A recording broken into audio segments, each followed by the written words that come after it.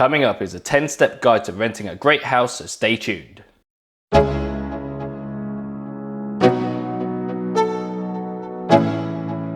10. Work out your budget, and this can be double checked by the estate agent with their affordability calculator. When you rent, there will still be costs to you, including energy bills, council tax, content insurance, subscriptions, your mobile phone, groceries, going out and travel. You should also try and factor in how much you want to save on a monthly basis into your budget. Once you have your budget, search within your means to avoid disappointment. 9. Think about the location you want to be in. Your perfect location should be affordable, be a good distance from work if you need to travel into the workplace, have good transport links or good access to roads. Decide on what amenities are important to you and is the area friendly so you can settle in with a big happy smile. A perfect location will be in high demand, so have a look at surrounding areas as a gem of a house could be very close by.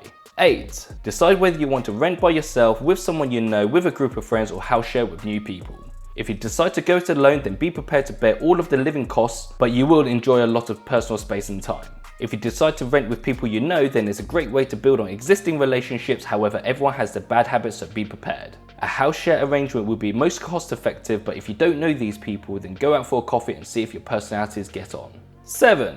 Even though the rental market is still moving at pace, go and visit the house a couple of times to see how it's currently being lived in, as it will likely to be tenanted.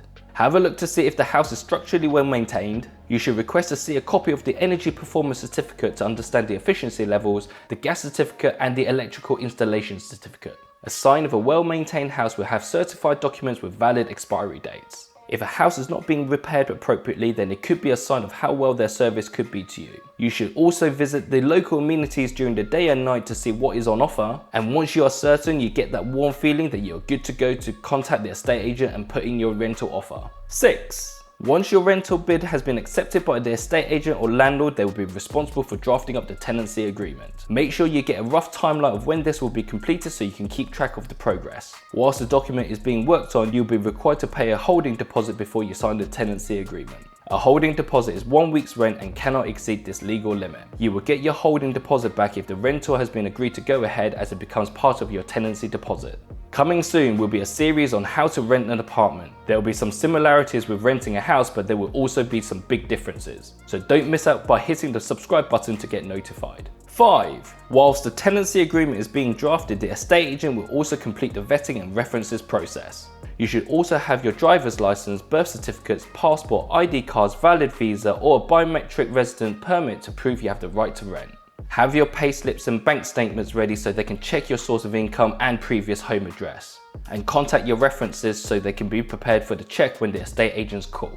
4. Once the estate agent has drafted up the tenancy agreement, you will need to read through the contract carefully. It will set out your responsibilities as a tenant. If you want to know more about your responsibilities as a tenant, then check out this next video. The tenancy agreement will also set out the landlord's responsibilities to ensure they are providing you habitable services to you. If you want to know more about the landlord's responsibilities, then check out this video.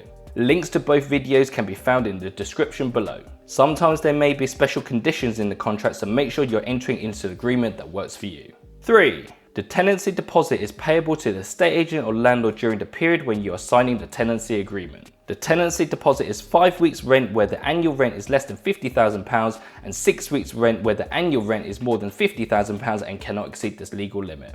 The estate agent should make arrangements for the deposit to be held in a government-approved tenancy deposit scheme. You should find out which one they're using and make sure you're comfortable with the arrangements. 2. A responsible landlord should have an inventory report completed by an independent third-party company at the landlord's cost. You should ask for a copy of the report, as this will often include the condition of fixtures and fittings and the furniture if the house is being rented out furnished. Reviewing the report will give you an opportunity to make sure the condition of the house is correct when you move in, and the report can be used to make disputes easier to resolve at the end of the tenancy. 1.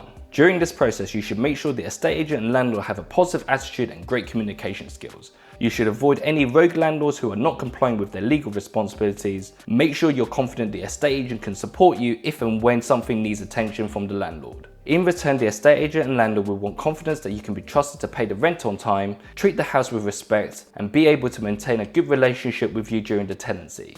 Once you are certain everything is aligned to your expectations, then you are good to sign the tenancy agreement and look forward to moving into your new home. I hope you've enjoyed this video, and please share with anyone looking to rent a house. Also, comment below on topics you want me to cover in future videos, and I'll catch you in the next one.